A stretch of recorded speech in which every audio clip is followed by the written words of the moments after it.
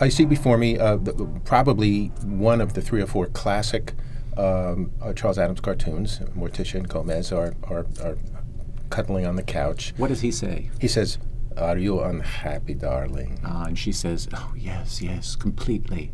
And there you have, in one single frame, you have, in a nutshell, the whole challenge and joy of writing about the Addams Family, which is to say, everything that we think of as holy, they think of as and everything we think of as joyful, they think of as somewhat saddening, and everything we would think of as unhappy, they would think of as wonderful. Right, it's kind of Orwellian. It's a little crazy. Good is bad, dark is white, love is hate, and so on.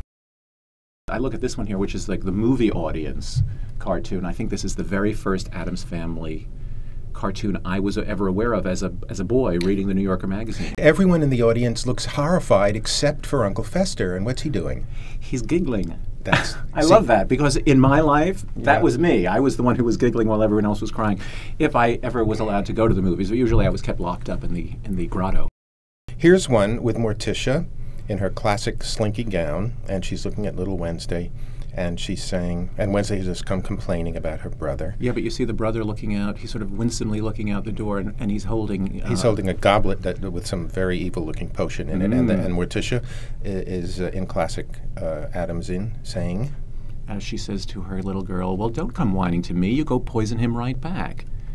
And that is, the reason that we're talking about that is because that was sort of fundamental to our specific little plot, isn't it? Let's not spoil the plot. No, I'm not talking about the plot. I'm just saying, you start to feel like an imploded grapefruit or something when you start to get logical about the Addams Family. They're a family with no subtext, which means they have no superegos.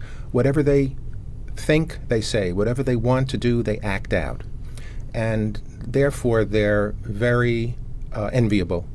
And it's something that we'd all like to do. They do in their life what we wish we could do, but we can't because there are, lawyers and police and all kinds of restrictions on behavior. So that's really the charm of Charles Addams' conceit. Any of the Gomez Morticia cartoons where they are in the house in this creepy environment and yet behaving in a completely happy, romantic way is the what's the word? Sort of the contradiction or the inversion that we try to wrap our heads around.